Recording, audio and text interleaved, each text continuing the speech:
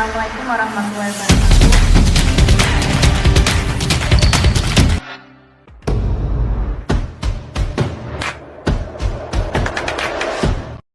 Assalamualaikum warahmatullahi wabarakatuh. Yang terhormat Bapak Iqbal Kamaluddin SCMH selaku dosen pengampu mata kuliah Hukum dan HAM.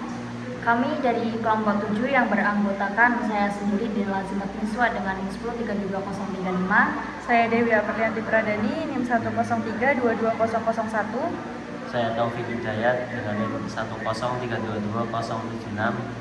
Di sini kami membuat video guna untuk menjelaskan apa itu analisis kebijakan pemerintah dalam penetapan Undang-Undang Nomor 3 Tahun 2024 tentang desa berdasarkan perspektif hak asasi manusia.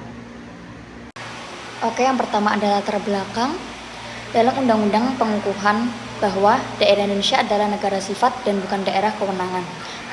Pemerintah Indonesia menetapkan Undang-Undang Nomor 3 Tahun 2024 mengenai perubahan kedua asal Undang-Undang Nomor 6 Tahun 2014 mengenai desa. UU ini mengganti dan memperbesar sejumlah aksioma bagian dalam Undang-Undang Nomor 6 Tahun 2014 mengenai desa sebagaimana diubah pakai Undang-Undang Nomor 6 Tahun 2023. Salah tunggal transportasi yang berarti adalah penimbunan pasal 5 dan pasal 6 yang membetulkan kekuasaan negeri yang berpusat di loka perlindungan alam, loka perawatan alam, wana penciptaan, dan tipar penciptaan swapraja, menggenggam kontribusi pengawetan atau kontribusi pemutakhiran, berlapikan aksioma perkara lambaian.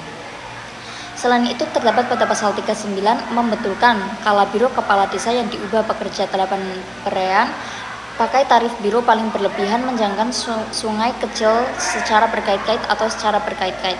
Dalam konteks ini perlu kita amati bahwasanya masa jabatan kepala desa yang diperpanjang dapat memberikan stabilitas kepemimpinan dan waktu yang lebih panjang bagi kepala desa untuk merumuskan dan melaksanakan program pembangunan desa yang berkelanjutan. Kemudian ada penetapan UU ini juga merupakan aspirasi dari Asosiasi Kepala Desa dan Perangkat Desa yang mengharapkan regulasi yang mereka bawa bukan hanya kepentingan desa tetapi meliputi negara yang besar. Dimulai dari struktural yang paling kecil, kemudian ketertiban masyarakat dalam hidup bernegara harus sesuai dengan Undang-Undang 1945 yang mengharuskan setiap masyarakat berhak patuh terhadap pemerintah demi kemakmuran rakyat. Namun dengan penetapan 8 tahun masa jabatan kepala desa ini juga menimbulkan sejumlah pertanyaan dan kontroversi, terutama jika dilihat dari perspektif hak asasi manusia. Salah satu isu utama yang muncul adalah terkait dengan partisipasi politik masyarakat. Masa jabatan yang sangat panjang dapat membatasi peluang bagi warga desa untuk berpartisipasi dalam memilih pemimpin.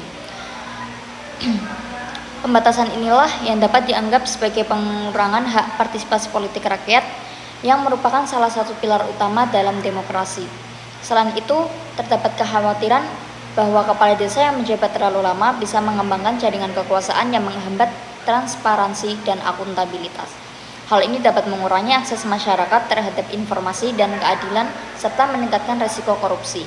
Selain itu, kepala desa yang menjabat terlalu lama juga memiliki potensi akan menjadi pemimpin yang otoriter karena merasa superpower, sehingga yang akhirnya terjadi akan timbul pembatasan pendapat warga serta membatasi kebebasan berkumpul dan berekspresi bagi warga yang berbeda pandangan. Analisis kritis terhadap kebijakan penetapan 8 tahun masa jabatan kepala desa berdasarkan perspektif hak asasi manusia yaitu langkah penting untuk menciptakan tata kelola desa yang demokratis, transparan, inklusif yang pada akhirnya dapat mendukung tercapainya kesejahteraan masyarakat secara lebih adil dan merata. Oleh karenanya peneliti menjadi penasaran untuk melakukan analisis terhadap kebijakan ini. Dari pembahasan dan hasil studi kasus yang kami bawa, saya mengambil 3 poin. Yang pertama terkait dasar hukum bagi perlindungan dan pemberdayaan desa dalam undang-undang terbaru ini. Desa menyimpan agendum pusat undangan dan agendum tradisional bagian dalam mengemasi dan memimpin kemustajaban sipil setempat berlandasan Undang-Undang Dasar Negara Republik Indonesia tahun 1945. Desa berkuasa mengemasi dan memimpin kemustajaban sipil setempat berlandasan agendum pusat, undangan kesusilaan, istiadat, dan etos sosial kelaziman sipil setempat.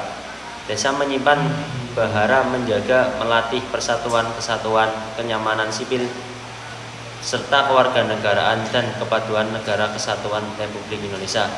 Dengan pokok peraturan tersebut, Undang-Undang Nomor 3 Tahun 2024 berharap menjelang penerimaan pengakuan, penghormatan, ketegasan, kedudukan, mengayomi kesusilaan tradisi dan kelaziman sipil desa, serta sipil desa menjelang peluasan kekuatan desa beruntung ketetaraan bersama. Poin yang kedua, mengapa perlu dilakukan amandemen dan urgensi dari 8 tahun masa jabatan, dinamika dan perkembangan kebutuhan hukum. Beberapa kaidah bagian dalam Undang-Undang Nomor 6 Tahun 2014, kondisi desa yang terkesan diubah pakai Undang-Undang Nomor 6 Tahun 2022 tidak lagi sepakat pakai aksi dan perputaran kehendak rasan bagi sipil tempuh pekerjaan ketatanegaraan. Ketidaksesuaian pakai dinamika hukum setelah berlakunya transmutasi sebelumnya, sedia kaidah yang tidak lagi sepakat pakai aksi dan perputaran resam di sipil tempuh pekerjaan ketatanegaraan Indonesia, sehingga teristiadat dilakukan penyesuaian, penyempurnaan undang-undang sebelumnya. Perubahan dilakukan berupa tindakan yang sangat berlarut bersumber putusan Mahkamah Konstitusi dan serupa penandatanganan terhadap undang-undang yang dilakukan oleh DPR. Bagian dalam supremasi desa, tugas, hak dan kewajiban, persyaratan dan periode kantor kepala desa, keuangan desa, pembangunan dan jarak tempuh untuk ke depan bagi kepala desa maupun desa tersebut.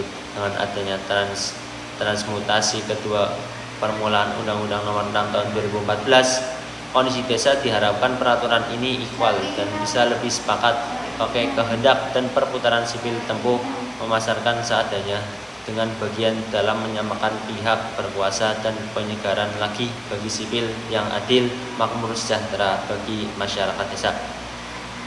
Terus yang ketiga, bagaimana peran kepala desa dengan adanya 8 tahun masa jabatan? Apakah bisa menjadikan desa yang adil, makmur, sejahtera?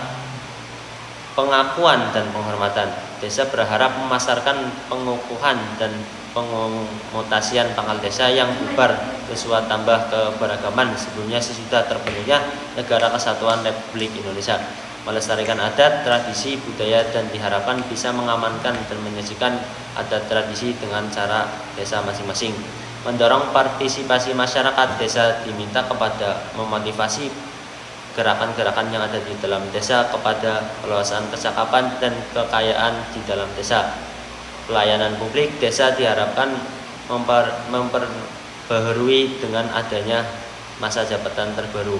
Kesejahteraan masyarakat. Kepala desa mempunyai tanggung jawab mempergiat keselamatan kebanyakan desa, menanggung kesejahteraan dan hukum kebanyakan desa, beriring mengaktualisasikan divisi sistem pemerintahan desa yang akuntabel, transparan, profesional, efektif, dan efisien. Dengan demikian, desa mempunyai peranan penting bagi seluruh aspek yang ada di dalamnya. Untuk selanjutnya ada kesimpulan, pemerintah mula-mula menetapkan sistem terbaru bercorak Undang-Undang Nomor 3 Tahun 2024 mengenai perubahan kedua atas Undang-Undang Nomor 6 Tahun 2014 mengenai desa. Pada tanggal 25 April 2024, Undang-Undang ini mendorong dan meninggikan sejumlah asas bagian dalam Undang-Undang Nomor 6 Tahun 2014 mengenai desa, sebagaimana diubah kemudian menjadi Undang-Undang Nomor 3 Tahun 2024.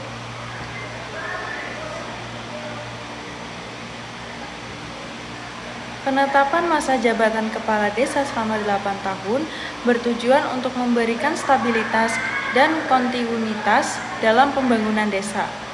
Namun, kebijakan ini menimbulkan kekhawatiran dari perspektif hak asasi manusia atau HAM karena berpotensi membatasi partisipasi politik warga, mengurangi transparansi dan akuntabilitas, serta meningkatkan resiko penyalahgunaan kekuasaan. Masa jabatan yang panjang dapat mendominasi struktur sosial dan ekonomi desa, menciptakan ketimpangan kekuasaan, dan mengabaikan kelompok-kelompok marginal. Untuk memastikan kebijakan ini menghormati HAM, diperlukan evaluasi kritis, peningkatan partisipasi warga, serta jalur hukum dan administratif yang efektif. Dengan demikian, tata kelola desa dapat menjadi lebih demokratis, transparan, dan inklusif. Sekian presentasi dari kelompok kami, kurang lebihnya kami mohon maaf. Wassalamualaikum warahmatullahi wabarakatuh.